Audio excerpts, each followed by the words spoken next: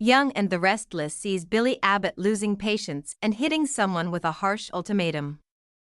Plus, Lauren Fenmore warns Michael Baldwin he might have gone too far and can be in trouble. Plus, Tessa Porter freaks out when Mariah Copeland returns Billy's ultimatum to Phyllis.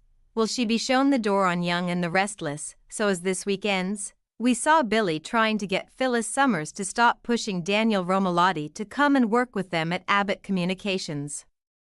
Billy can see quite clearly that Daniel doesn't want to do it, but Phyllis has got it in her head that she and Daniel are a package deal. Phyllis seems almost manic in her desperation to force Daniel to work with her because she worries about him spiraling out.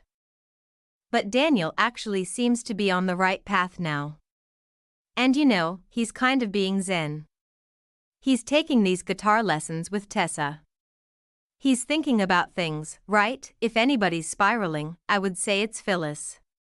Next week, things get worse after she's clearly still pushing about Daniel coming to AbbottCom. And Phyllis pushed once too often, already, and Billy's just fed up, and next week, he tells Phyllis that both he and Daniel have asked her to stop it. So Billy says Phyllis has left him no choice. This is the second time, mind you, that Billy gave her an ultimatum about this issue. And this time around, looks like Phyllis either better do what Billy says or he's going to show her the door. Mariah's return and Tessa's worry, what's troubling the couple in Genoa City? Also, next week we have Mariah Copeland back home in Genoa City. She goes to see Tessa. But it seems like something's wrong because after they hug, Tessa is asking Mariah if everything is okay, and Tessa's wife looks a little worried. Hopefully something didn't happen to Sharon Newman, Nick Newman, or the others while they were away in London. Hopefully Ian Ward isn't calling her, Michael's risky moves in Victor's vendetta. Will it backfire? Meanwhile, next week, Victor Newman's lawyer/henchman, Michael Baldwin, tells Lauren Fenmore that he's trying to navigate the situation to the best possible outcome. Clearly, the situation that he's talking about is Victor's vendetta against Jack Abbott and Jabot and all the Abbotts. And whatever Michael has done, whatever he decided might de-escalate things, may not work out like he thought, because according to his wife, he has stepped in it.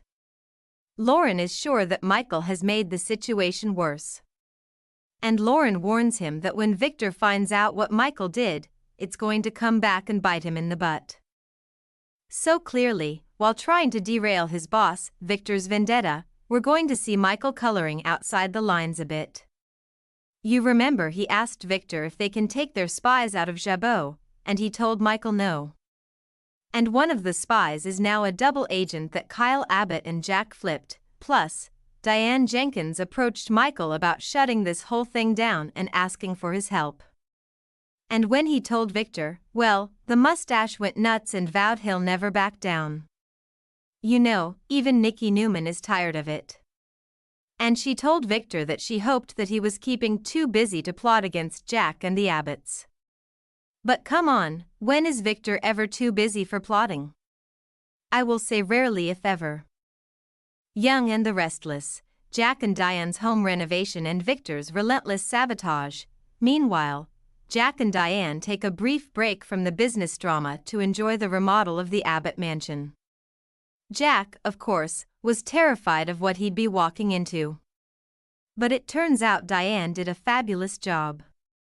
She preserved the integrity of Jack's family home and their memories. And I thought it was a very understated makeover. Not a dramatic redo or anything. All seemed kind of in the same style that it was already in. Nothing drastic. But next week, as they're settling back into the family home, Jack and Diane are going to have to work on their defense strategy because Victor is going to come at them again, trying to sabotage Jabot, and he's coming harder than ever. And even though Jack invited Kyle to move Claire Grace Newman into the mansion, his son said no. Kyle and Claire's move-in plans and the looming drama of May sweeps on Young and the Restless. So, next week, we've got more of Kilio and Claire making their move-in plans and apartment hunting. That means Victor and Summer Newman are going to find out. And that's going to be a huge subject of drama during May sweeps, which continues next week. And hey, be sure to check out our full weekly spoilers video tomorrow for the week of April 28th through May 2nd on Young and